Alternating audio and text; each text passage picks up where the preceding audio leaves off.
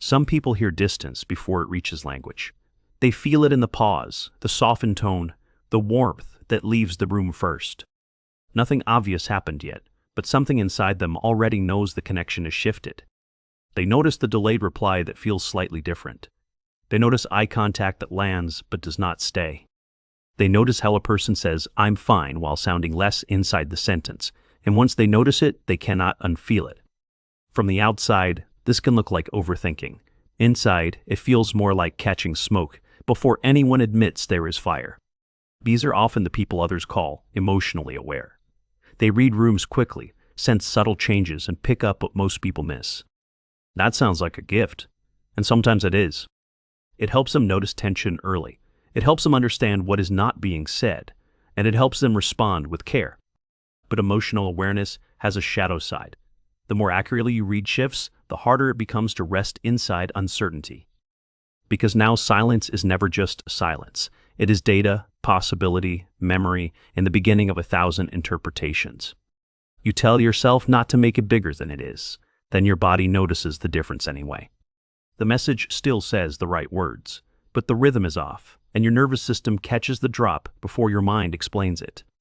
That is the part people do not always understand. Emotionally aware people are not only listening to content, they are listening to congruence. They are reading whether the energy matches the words. And when it does not, they feel the mismatch immediately. Not dramatically, just deeply. A partner says, "Of course I'm okay," but their face closes half a second too early. A friend says, "You're good," but the softness is gone from the sentence. Someone says, "I miss you," yet something in their tone sounds less reachable than before. Most people move on from moments like that. Emotionally aware people often stay with them. Not because they want problems, because inconsistency lands in them like a small emotional alarm. That alarm is not always about fear. Sometimes it is about attunement. If you have spent years paying attention to moods, tension, and unspoken needs, subtle shifts stop feeling subtle. They feel obvious in a language most people never learned. You learn to read the room early. You learn that words could be delayed, denied, or dressed up. But energy told the truth sooner, so your attention moved there. Maybe affection in your past was warm but unpredictable. Maybe closeness came with emotional weather you had to monitor to stay steady. Maybe no one taught you directly. You just adapted quietly. You learned that a small shift in tone could change the rest of the night. A quiet face at dinner might mean everyone should be careful now. A slower reply might signal withdrawal. A certain silence might mean comfort is no longer safe to ask for. So awareness became protection. Sensitivity became preparation. You did not become observant for fun. You became observant because it reduced surprise. That is why distance can feel loud to people like this. It enters the body before it enters the conversation. They notice the micro-withdrawal in real time. The hand still touches them but with less presence. The person is still there, but somehow less of them is arriving. And that is where the internal spiral can begin. Not always outwardly, but quietly. They wonder if they did something.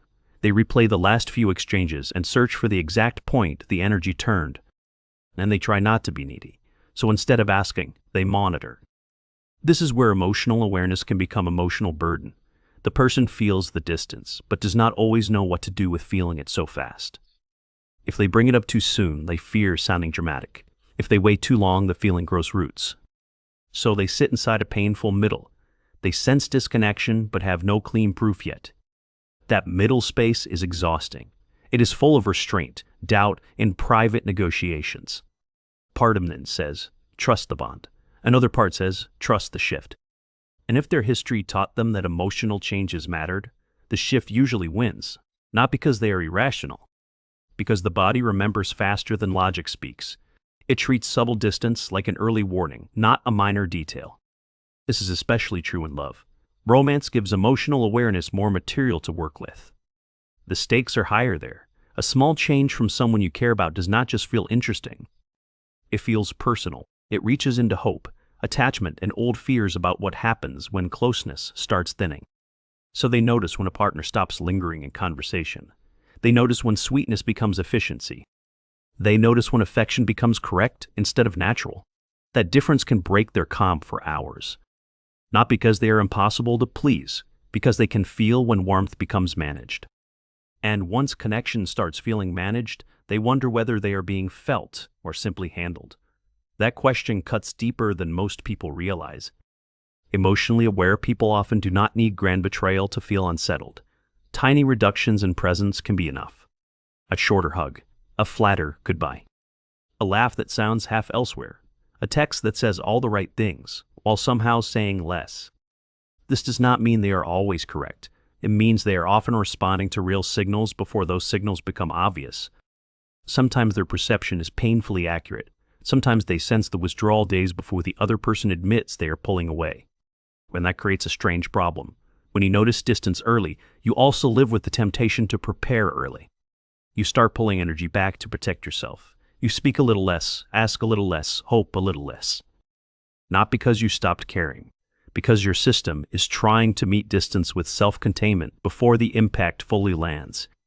This can make emotionally aware people look cold at the exact moment they are actually most affected. They go quiet because they feel too much, not too little. Sometimes they become more composed when they are hurt. Their control increases as their sense of safety decreases. That is one of the cruelest misunderstandings in relationships. The person feeling the shift most deeply can look like the one who cares the least. Inside, they are doing math no one sees. Is this a mood, a pattern, or the beginning of disconnection? Should they name it now or wait? Should they trust their sensitivity or challenge it? They are not just feeling emotion. They are managing interpretation. And when they have been told before that they are too sensitive, the whole thing becomes even lonelier. Now they doubt the very instrument that picked up the change. So they minimize it. They act normal while feeling the bond strain in small, invisible ways. That split is hard to live with. Your face is calm, but your body is bracing. You are still answering texts, but inside you are listening for whether the relationship is still warm. This is why emotionally aware people can look secure on the surface and still feel deeply unsettled underneath.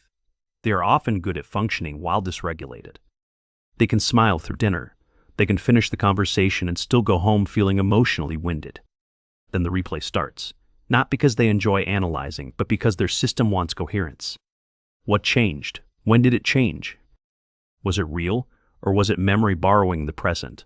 Was the distance actually there, or did the body reach for an old story too quickly? That last question matters, because emotional awareness and emotional history can blur together.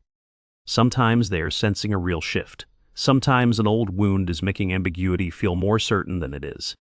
A person who had to monitor love carefully in the past may still do it in healthy relationships. Their perception is sharp, but their alarm threshold may be low. That does not make them broken. It makes them practiced. They learn to survive subtlety. They learn that what was unspoken could still shape everything. So yes, they notice distance before a word is said. But the deeper truth is that they were trained to. That training can make them compassionate. It can also make peace feel suspicious. When someone is steady, they may relax slowly.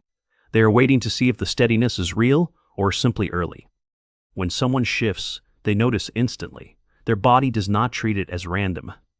This is why emotionally aware people often need something very specific in relationships. Not perfection and not constant reassurance. They need emotional congruence. They need words, tone, timing, and presence to roughly belong to the same truth. They can handle difficulty better than people think. What they struggle with most is confusion. If something is wrong, many of them would rather know. The unspoken drift is often harder than the hard conversation. Because drift creates self-doubt. It forces them to feel the change while pretending they do not fully know it yet. And that can make them feel isolated even beside someone they love. Physically close, but emotionally preparing. Here is the painful irony. The more emotionally aware someone is, the more they may hesitate to ask for clarity. They already sense the answer. They fear hearing it confirmed. So instead of saying, "You feel farther away," they become extra agreeable, or they become quieter and hope the warmth returns on its own.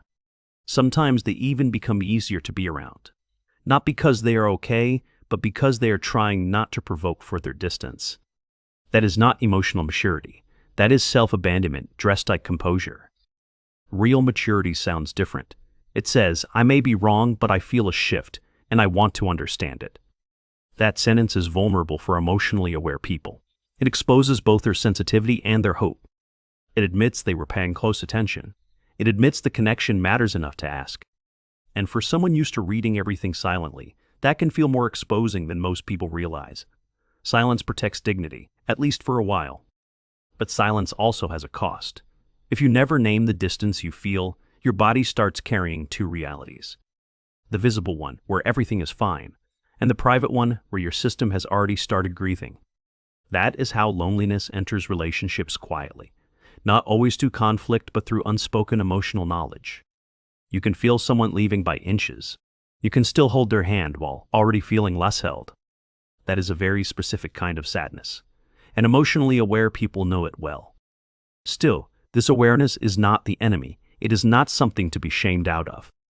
It is often a refined form of perception. The problem is not noticing early. The problem is having no safe place to put what you notice. The problem is reading the shit, but not feeling allowed to speak from it. So the goal is not to become less aware. The goal is to become less alone inside your awareness. To stop treating your perception like a burden you must carry privately. To learn the difference between insight and immediate conclusion. To notice without collapsing. To ask without apologizing for having felt the change. Because emotional awareness becomes wisdom only when it is paired with steadiness. Otherwise, it can turn into silent hypervigilance wearing the clothes of intuition. And people who feel everything early deserve more than that. They deserve relationships where subtlety does not have to become survival work. They deserve people who can say, "You're right, I have been distant." They deserve people who do not make honesty feel like accusation. They deserve room to be accurate without being shamed. They deserve closeness that does not punish attentiveness. Because in the end, noticing distance before a word is said is not just about sensitivity.